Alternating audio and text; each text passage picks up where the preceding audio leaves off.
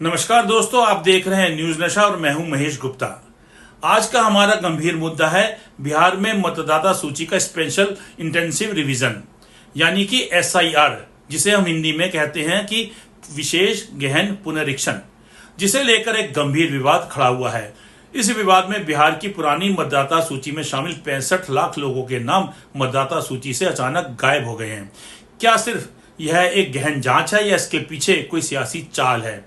चुनाव आयोग की साख, विपक्ष का हमला और लोकतंत्र पर मंडराता सवाल, इन तमाम पहलुओं पर आज हम गहराई से चर्चा करेंगे। आज की चर्चा में हमारे साथ जुड़ रहे हैं संजय समर जी, जो कि वरिष्ठ पत्रकार हैं। संजय जी नमस्कार। संजय जी, जो बिहार में विशेष गहन पुनरीक्षण चल रहा है मतदाता सूची का, उसमें चुनाव आयोग ने शुक्रवार को एक ड्राफ्ट लिस्ट, जिसको हम बोलते हैं कच्ची सूची, वो जारी कर दी है। और अंतिम सूची जो है मतदाता सूची, वो 30 सितंबर को प्रकाशित होगी। इस भी सुप्रीम कोर्ट में भी सुनवाई चल रही है। और इसमें जो पहले आंकड़ा था, ये 7 करोड़ 89 लाख का था, जो मतदाताओं की संख्या घटकर 7 करोड़ 24 लाख हो गई है। यानी कि करीब 65 लाख या बोले 65.5 लाख मतदाताओं के जो नाम है सूची से कट गए हैं। और वहीं चुनाव आयोग का कहना है कि सूची में करीब 91.69 यानी कि 91%, 91.69 मतदाताओं ने अपने गणना फार्म जमा कर दिए हैं। लेकिन सर देखिए, इसके अंदर जो लिस्ट में आई है उसमें करीब 65.5 लाख नाम कट गए हैं। जो मृतक हैं कटने वालों में 22.लाख 30,000, जो शिफ्ट कर गए हैं 36,20,000, एक से ज्यादा मतदाता सूची में जो नाम है वो 7,10,000। तो सर आपको क्या लगता है कि जो 65 लाख लोगों के नाम कटे हैं, तो सबसे पहले हम इसी मुद्दे पे आ जाते हैं कि बिहार में जो ये एसआईआर है, इसकी जड़ें कहां से शुरू हुई हैं सर? इस पूरे विवाद की पृष्ठभूमि क्या है और चुनाव आयोग ने इतनी बड़ी कार्रवाई क्यों की, एकदम से की, इतने कम समय में की, जब इलेक्शन बिल्कुल सर पे आ गया तब की? देखिए महेश जी, चुनाव आयोग के क्रियाकलाप पर या काम पर हर लोग उंगली उठा रहा है, खास करके विपक्ष उंगली उठा रहा है। अभी 65 लाख का जिक्र जिसमें आपने किया, उसमें जो सोशल मीडिया पे खबरें आ रही हैं, उसमें तेजस्वी यादव का ही नाम नहीं है। हालांकि चुनाव आयोग ने तेजस्वी यादव का नंबर और लिंक उनको अवेलेबल करवाया है। और ये 65 लाख लोग नहीं हैं, ये हर विधानसभा में लगभग 20 से 25,000 लोग कम हुए हैं। तो ये देखने वाली बात है। तो धन्यवाद न्यायालय को कि न्यायालय ने कह दिया कि भाई नहीं, आधार कार्ड, पैन कार्ड ये सब मान्य होगा। ये धन्यवाद, अदरवाइज ये लोग नहीं मान रहे थे। मैं बताऊं महेश जी की आजादी के बाद जो सर्वे हुआ या जो सूची तैयार हुई, तो क्या वो जितने लोग उस वक्त से लेकर के आज तक जो वोट दे रहे हैं, उसमें वोट गलत वोट पड़ रहा है। अभी हाल में जो लोकसभा चुनाव हुआ, जिससे चुन करके केंद्र में मंत्री बने लोग, तो क्या वो गलत चुनाव हुआ है? इसके अलावा सबसे बड़ी बात क्या है महेश जी कि इस वर्ग में शेड्यूल कास्ट के लोग ज्यादा आते हैं, जिसको हरिजन बोलते हैं। बैकवर्ड कम्युनिटी के लोग ज्यादा आएंगे, इसलिए कि इनके पास कभी कुछ रहा नहीं। ये लोग संघर्ष करते रहे। कितने हरिजनों के पास आज के डेट में भी जमीन का पट्टा और घर है। आज के डेट में भी मैं बता रहा हूँ, ये आजादी के 70-75 साल के बाद की बात मैं बता रहा हूँ। कितने आदिवासी लोग के पास जमीन का पट्टा और घर है। ये तो जुबानी खर्च पर चलता था। और मैं बताऊं कि झारखंड में हाल के दिनों तक वाटर सिस्टम था, जैसे कि आप गेहूं दीजिए, बदले में चावल ले लीजिए। सिस्टम तो हमारे यहाँ वैसे चलता था, सिस्टम हमारे यहाँ वो था। और अगर 65 लाख लोग अगर गौ का नाम कटा है, जो मृत हो गए तो कोई बात नहीं, तो हमेशा होते आए हैं। चुनाव नया थोड़े ना हो रहा है। हमने जब से आंख खोला है तब से चुनाव देखा है। छठा सातवां पास की उसके बाद से ही हम लोग चुनाव देख रहे हैं। लेकिन इस तरह का तो न हल्ला होता था, न हंगामा होता था। स्मूथली मतदाता सूची बनती थी, स्मूथली काम होते थे। लेकिन ये इस कदर प्रोपगंडा कर करके बनाना करना तो कैसे हो पाएगा? ये 65 लाख लोग अगर अपने मतदान से वंचित रह जाते हैं, मतलब वो इंडियन नहीं है। इंडियन नहीं है तो उनका क्या उपाय है? सरकार को ये भी तो बताने का काम बनता है क्या उपाय है। तो किसी तरह से परेशान करना कि लोगों को ध्यान महंगाई पर ना जाए, लोगों का ध्यान रोजगार पर ना जाए, लोगों का ध्यान नौकरी पर ना जाए, लोगों का ध्यान डेवलपमेंट पर ना जाए, माने ये सब कोई लिपटा है, सिमटा है, हम लोग भी लिपट सिमट गए हैं।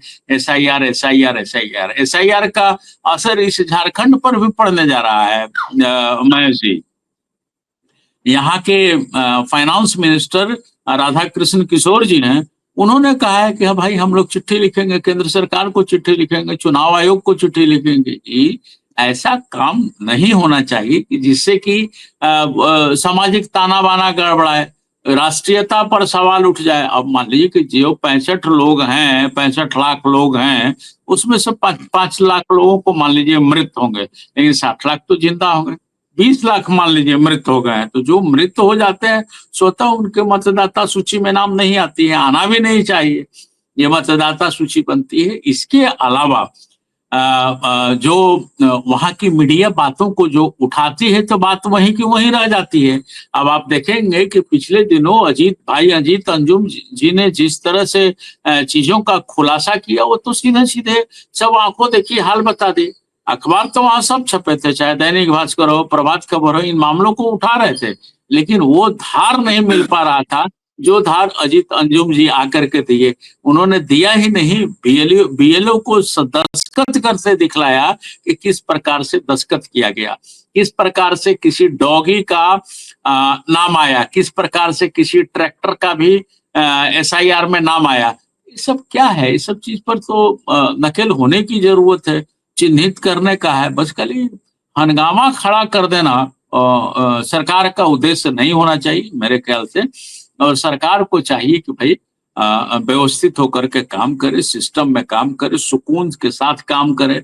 लेकिन यहाँ तो जो हिसाब किताब है, तेजस्वी यादव बोल रहे थे कि विधानसभा चुनाव में फैसले, मैक्सिमम फैसले 2000, 5000, 4000, 8000 पर ही होता है, 10,000 पर होता है मैक्सिमम। आप भी देखे होंगे अपने जीवन काल में, जितना भी विधानसभा का चुनाव जो होता है, जीत हार इतने से होता है।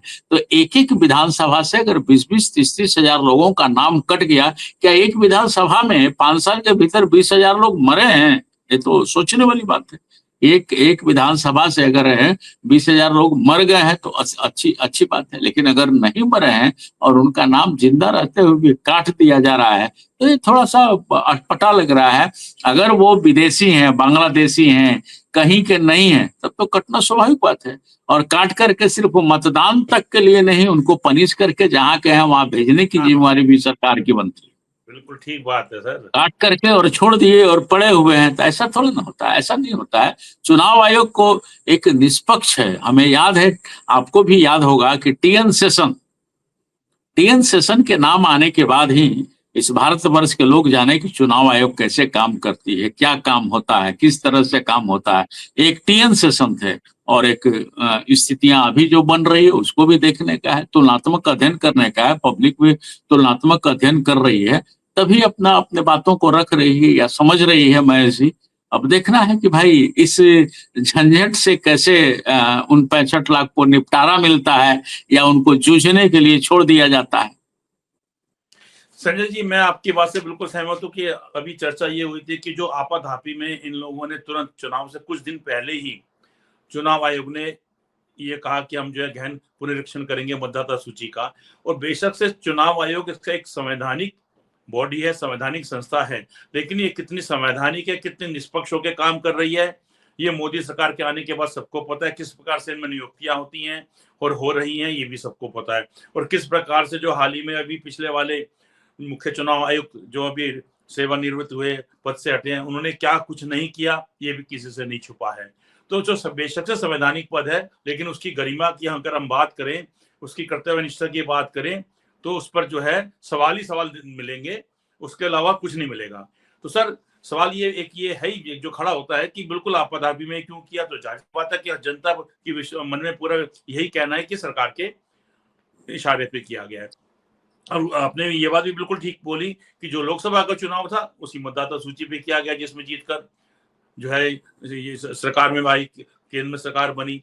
अब सर सवाल ये उठता है कि क्या चुनाव आयोग अब मैं मतलब एक बड़ी एक दिलचस्प बात है और अजीब सी भी बात है कि आधार कार्ड, जब आधार कार्ड बने थे तो लोगों को वो जो है घर घर जाकर सूचनाएं दी गई थी। सुप्रीम कोर्ट में इसमें काफी विवाद भी उठा था, बहुत सारी संस्थाएं भी आई थी, इवन कि एक रिटायर्ड जस्टिस भी आ गए थे कि नहीं ये जो आधार कार्ड नहीं बनना चाहिए, इसमें हमारी जो जानकारी बाहर जाएगी, हमारे फिंगरप्रिंट बाहर जाएंगे, हमारे माता पिता का नाम सब कुछ बाहर जाएगा, पब्लिक में जाएगा। लेकिन सुप्रीम कोर्ट ने फिर भी मोहर लगाई कि आधार कार्ड होना चाहिए।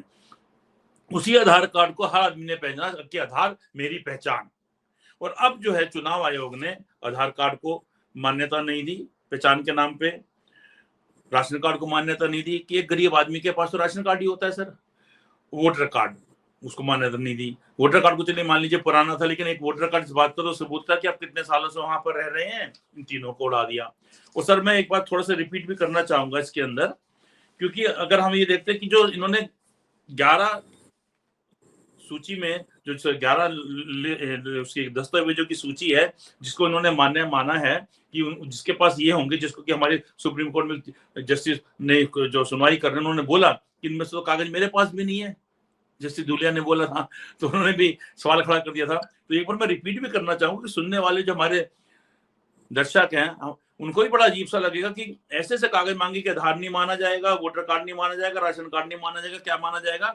केंद्र सरकार और राज्य सरकार एवं सार्वजनिक उपक्रमों में कार्यरत कर्मियों के पहचान पत्र, पेंशन भुगतान के आदेश, 1 जुलाई 1987 से पहले के सरकारी जो है पूर्व सरकारी उनके आई कार्ड, स्थानीय प्राधिकरण, bank, post office, LIC, public sector उपक्रमों से जारी आई कार्ड, सक्षम प्राधिकार से जारी जन्म प्रमाण पत्र, पासपोर्ट, मान्यता प्राप्त बोर्ड स्कूल जो कॉलेज हैं उनके से जो शैक्षणिक प्रमाण पत्र, स्थायी आवासीय प्रमाण पत्र, वन अधिकारी का प्रमाण पत्र, सक्षम प्राधिकारी द्वारा निर्गत OBC SC ST जाति प्रमाण पत्र, राष्ट्रीय नागरिक रजिस्टर, राज्य स्थानीय प्राधिकार द्वारा तैयार पारिवारिक रजिस्टर, सरकारी की कोई भूमि या मकान आवंटन उसका प्रमाण पत्र। तो सर आप देखिएगा कि बिहार के अंदर गरीब जनता है जो दस्तावेज मांग रहे हैं, सुप्रीम कोर्ट के जो सुनवाई कर रहे हैं जज, उन्होंने वो बोला जस्टिस ने कि यार दस्तावेज तो हमारे पास भी नहीं है, तो क्या हम देश के नागरिक नहीं, हम वोटर नहीं है?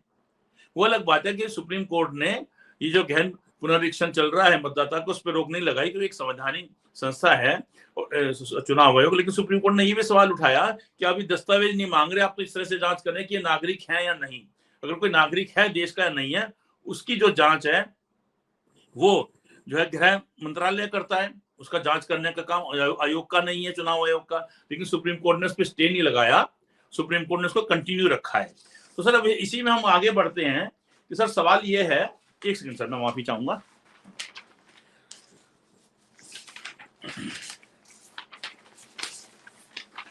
सर सवाल ये कि जो इसके जो आंकड़े अगर हम देखते हैं कि उसमें 65 लाख लोग बाहर कर दिए गए इससे कि जी उनका देहांत हो गया है। तो सर अगर देहांत हो गया तो जाहिर सी अगर बात है, किसी का अगर देहांत हो भी जाता है तो जाहिर सी बात है कोई वोट देने नहीं आएगा।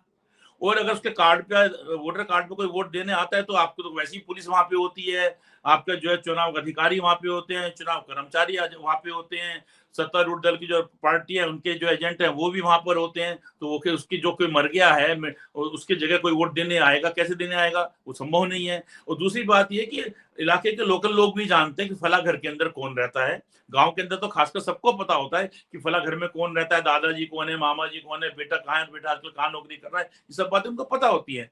तो ऐसी स्थिति में 65 लाख लोगों के नाम कट गए। उसके अंदर है कि जी काफी लोगों की उन्होंने संख्या बताई है कि वो जो है वो मृत हो गए। मैं मृत की एक संख्या दोबारा से चाहे बताना चाहूंगा आपको।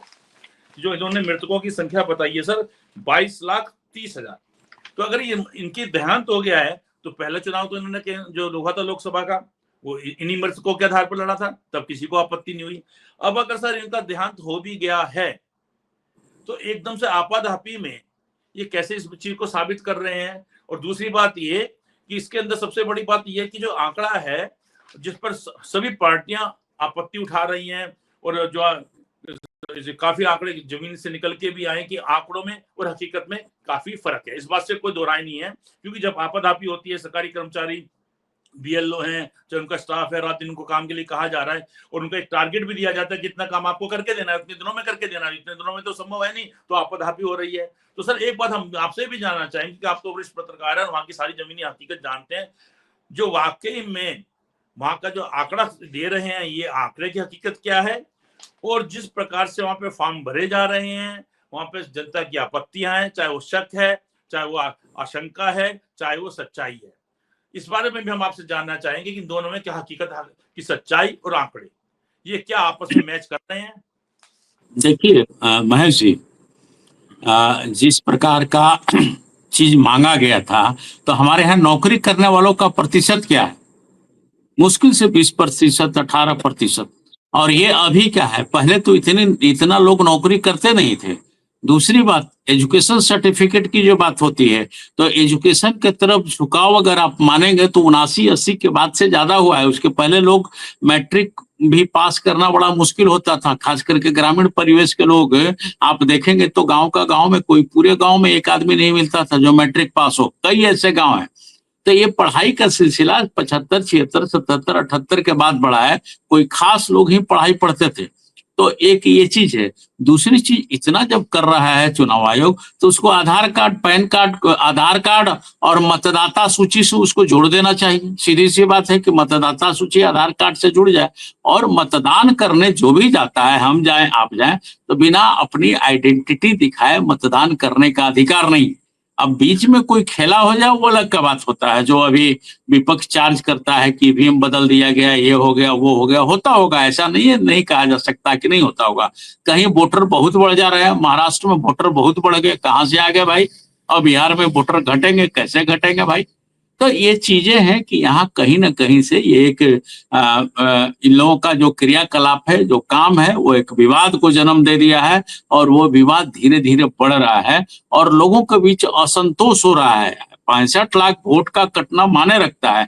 आपकी जो डाटा इन लोगों ने दिया है कि 22 लाख लोग मर गए, ठीक है, हो सकता है इसमें कोई, लेकिन उसके बाद के लोग, उसके बाद का लोग का क्या इंतजाम होगा भाई? तो ये चीजें हैं, और लोगों के बीच आक्रोश है। सिर्फ सत्ता पक्ष ही नहीं, सिर्फ विपक्ष ही नहीं, सत्ता पक्ष के लोग भी बोल नहीं पा रहे हैं, चूंकि उनकी सरकार है। वो लोग भी दुखी हैं, और ये जरूरी नहीं है कि ये 40 लाख वोट जो कटेगा, 65 लाख में से 22 लाख हटा देंगे तो 42 लाख, 43 लाख जो वोट बचेगा, तो ये 43 लाख वोट जो कमेगा, तो ऐसा नहीं है कि उससे नुकसान सिर्फ विपक्ष को ही होगा, इससे नुकसान सत्ता पक्ष को भी हो सकता है। इसके अलावे सबसे बड़ा दर्द कि हम हिंदुस्तानी होते भी और मताधिकार का अधिकार नहीं है।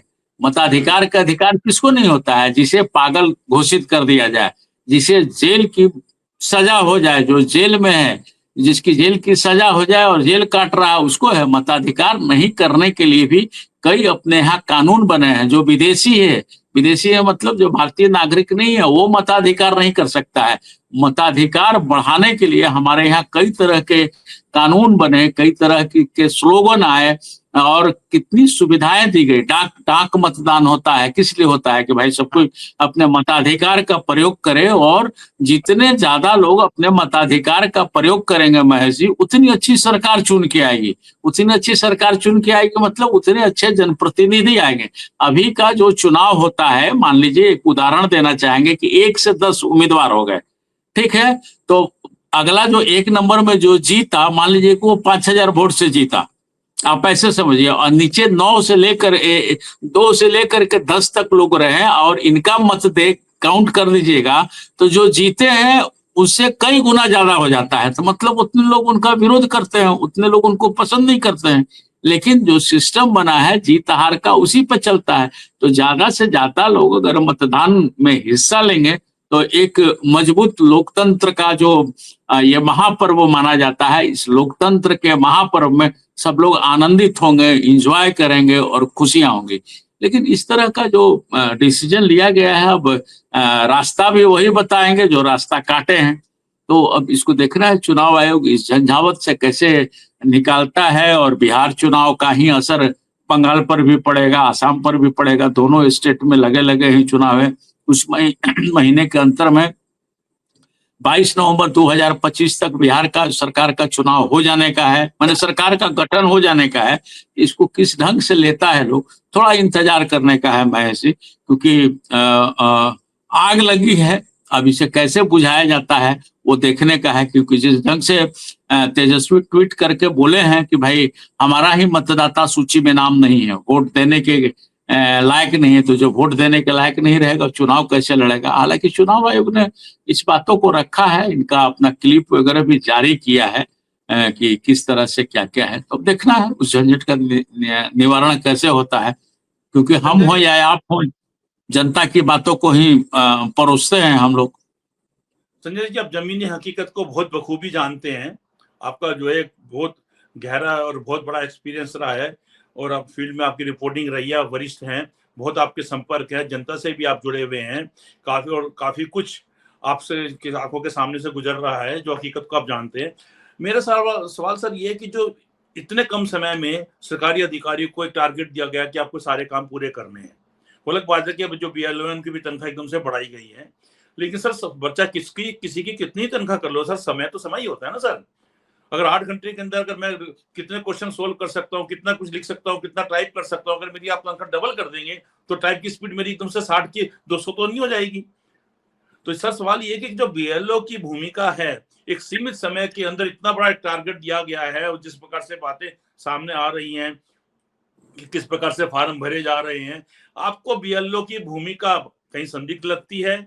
उस पर कोई शक, शुभा, कोई आशंका किसी प्रकार की आपको दिखती है, या आपको लगता है कि नहीं, जो बीएलओ है हमारे बिल्कुल निष्पक्ष होके बहुत मेहनत से काम कर रहे हैं और वो ईमानदारी से निष्पक्ष रिजल्ट देंगे और पूरा रिजल्ट पूरा ओके करके देंगे एक सीमित समय के अंदर? देखिए महेश जी, हाथ कंगन को आरसी किया, अजीत अंजुम जी ने जिस तरह से दिखलाया कि किस तरह से बीएलओ फार्म अपने भर रहे हैं और अपने साइन कर रहे हैं और अपने फीड कर करके डाल दे रहे हैं, तब अब उसमें दिखाई के बीएलओ के क्रियाकलाप पर संदेह कैसा। बीएलओ खुद स्वीकार की है ऑन कैमरा कि भाई हमें इस तरह का ही निर्देश दिया गया है, ये दुनिया ने देखा है, ऐसा नहीं है। और एक एक नहीं, दर्जनों लोगों ने इस बात को बोला है कि हमको जैसा निर्देश दिया, स्वाभाविक बात है भाई, जिसके अधीन है वो काम करेगा। हम लोग जब रिपोर्टर होते थे तो हमारे संपादक, हमारे चीफ रिपोर्टर जो आदेश देते थे वो करते थे। हम जो बन गए, चीफ रिपोर्टर बने, संपादक जब बने, तो मैं भी जो आदेश देता था वो देते हैं, वो लोग करते हैं इस काम को। तो जो सीनियर बोला वो, मैंने जो कहावत भी है, बॉस इज ऑलवेज राइट, तो बॉस इज ऑलवेज राइट के तहत वो लोग अपना काम कर रहे हैं। तो पूरी तरह से उनके क्रियाकलाप, उनके काम और उनके कार्यों का संपादन पर जो उंगलियां उठ रही हैं वो आंख से देखी हुई उठ रही हैं, तो उनके क्रियाकलाप पर मैंने सब लोग शक कर रहा है। इसमें हम हैं चाहे आप हैं, कैसे की बात को कहें। इसी से मैंने कहा हाथ कंगन को आरसी किया, पढ़े लिखे को पारसी किया, तो वो तो सब दिखाई दे रहा है। इस पर ऐसा देखिए, ऐसी ऐसी निर्लजता कि कोई इस विषय को लेकर के माफी मांगने तक नहीं आया, बल्कि का सरकारी काम में बाधा डाल करके अजीत अंजुम के विरुद्ध एफआईआर कर दिया गया। ये कहाँ का उचित है भाई? पत्रकार का काम होता है महेश जी सवाल खड़ा करना, और अजीत अंजुम जी ने खोजी पत्रकारिता को जिंदा किया, सालों बाद खोजी पत्रकारिता जिंदा हुई। तो उस चीज के लिए सरकार के तरफ से वाहवाही मिलनी चाहिए थी, और वाहवाही मिला भी है, तभी ये काम चलता था। आज तक तो ऐसा नहीं था कि हाँ भाई जो काम करेगा पत्रकार उसके अगेंस्ट एफआईआर होगा, ऐसा तो नहीं है। लेकिन अब तो संजय इन्होंने काम किया है, अब एफआईआर हुआ। संजय जी, मैं इसी क्रम में आगे बढ़ूंगा कि जो वहां पर जमीनी हकीकत है, और जो एक अच्छा जर्नलिस्ट होता है जो सरकार की तूती नहीं बोलता, गोदी मीडिया नहीं होता, सरकार के जो गलत कामों को देख के आंख नहीं बंद करता, बल्कि अपनी आंख खोलकर काम करता है और एक सच्चाई को उजागर लाता है, कर्मचारियों अधिकारियों की जो खामियां हैं, सरकार की खामियों को उजागर करता है, और एक अच्छे अधिकारी पत्रकार की मदद से जो खामियां उभर कर आई उसको ठीक करता है कि हाँ भाई कुछ खामियां हैं जिनको पता है अधिकारियों को कि हमें कोई नहीं बताएगा, लेकिन पत्रकार को हर कोई बता देता है, तो उसका अधिकारी अच्छे जो है बुरा नहीं मानते हैं, बल्कि उनको उस पत्रकार का सहारा लेके, उसकी रिपोर्ट का सहारा लेके अपनी खामियों को दूर करते हैं और एक अच्छा रिजल्ट जनता को भी देते हैं और सरकार को भी देते हैं। लेकिन यहाँ पर सर इस बात में कोई दो राय नहीं है कि वहां पर पत्रकारों पर बहुत दबाव है। क्या ये बात बिल्कुल सच है कि जो स्थानीय पत्रकार हैं उन पर दबाव है, वो ढंग से रिपोर्टिंग नहीं कर पा रहे हैं, सच्चाई जनता के सामने नहीं ला पा रहे हैं, जो कुछ अगर कोई काम करना भी चाहे तो उसमें कोई ना कोई किसी प्रकार का दबाव है या उसको अपना बहुत बड़ा नुकसान दिखता है, उसको चुप लगाना पड़ता है। क्या ये सच्चाई है? देखिए महेश जी, नीतीश शासन को लेकर के ही प्रेस परिषद के काटजू जस्टिस काटजू ने सवाल उठाया था। आपको याद होगा कि आज से लगभग 7 साल 8 साल 9 साल पहले काटजू ही बोले थे कि बिहार के पत्रकार कैसे जीते हैं ये बता पाना बड़ा कठिन है। वो खुद ठीक बात। बयान उन्होंने दिया था, 10 साल पहले की बात मैं बता रहा हूँ। प्रेस परिषद के अध्यक्ष होते थे काटजू साहब, जस्टिस काटजू की बात मैंने। तो अब जो बात 10 साल पहले बोली गई वो तो कंटिन्यूएशन में चल रही रही। और अभी का क्या हिसाब किताब हो गया है, किसी भी अखबार की बात कर रहे हैं, पत्रकारों की बात जो आप बोले अभी, वो करेगा क्या? किसी घराने के पास 26 मीडिया हाउस है तो किसी घराने के पास 11 है। तो जो मालिक बोलता है पत्रकार करता है, इसमें पत्रकारों की कहाँ गलती हो जाती है भाई? जो दिशा निर्देश भाई नौकरी उसको करना है। पहले क्या था कि समर्पण भाव से समाज हित में हम लोग काम करते थे, जो हम लोगों ने पत्रकारिता की है। लेकिन आज के दिन में तो वो बात रहता नहीं। तभी एक नया शब्द आ गया है, गोदी मीडिया। यस। गोदी मीडिया ये शब्द आया है, इसी से आया है। पहले क्या था, आप भी काम किए हैं, कि हम लोग मैनेजर से हम लोग बात नहीं करते थे। मैनेजर हम लोगों से बात करने के लिए इंटाइटल नहीं होता था। हम लोगों से बात सिर्फ संपादक करते थे और उसी हिसाब से काम होता था। मार्केटिंग का कोई बंदा बात नहीं करता था, हिम्मत नहीं होती थी कि हम पत्रकारों से कोई बात कर रहे हैं। लेकिन अब तो स्थितियां वो है नहीं।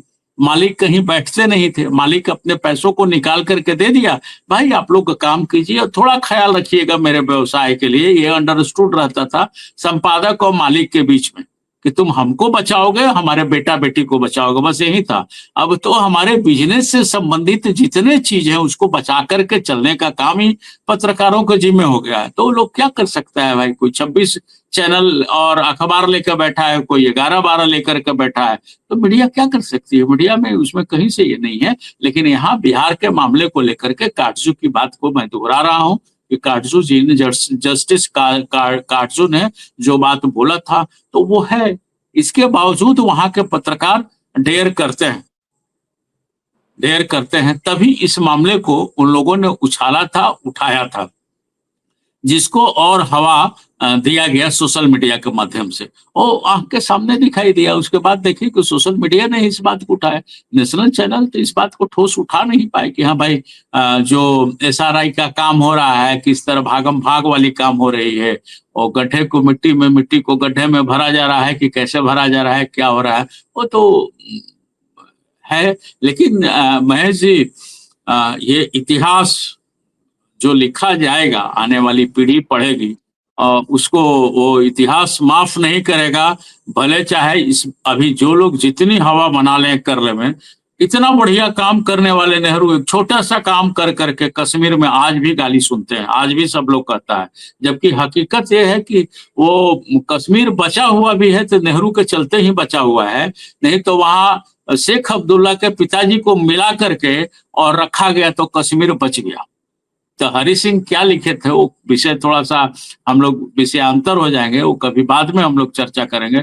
लेकिन जो जो बोला जाता है आप देख लीजिए, नेहरू जी को नहीं रहे कितने दिन हो गए, छोटी सी गलती के कारण आप भी आज भी यही इसी को इतिहास कहते हैं महेश जी। तो आज जो लिखा जाता है वो आने वाली पीढ़ी इतिहास में देखेगी और कहेगी, सच कहेगी। इसमें कोई शक नहीं। किस किस तरह की गलतियां हो रही हैं और किस तरह से काम आगे जा रहा है, किस तरह से मर्यादाओं को तार तार किया जा रहा है, मर्यादाएं किस तरह से टूट रही हैं, बिखर रही हैं, ये सब इतिहास है महेश जी।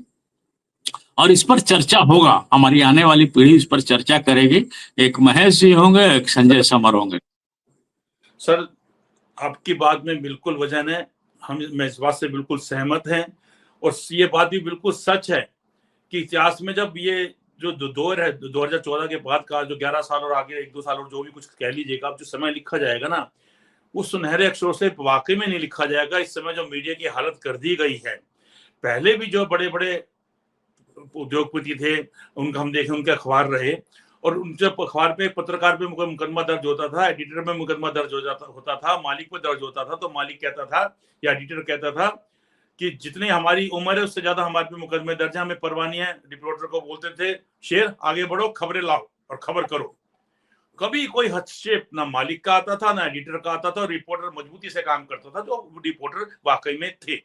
और आज की स्थिति सर वाकई में ऐसी है कि हालत वाकई में बहुत खराब है। जैसे आपने बोला कि पूंजीपति कौन है, उस किसी पार्टी विशेष के पूंजीपति हैं, जिन्होंने अखबार को या मीडिया को या चैनल को इसलिए नहीं खरीदा कि वो खबरें दिखाएंगे, वो अपना भजन कीर्तन करवाएंगे।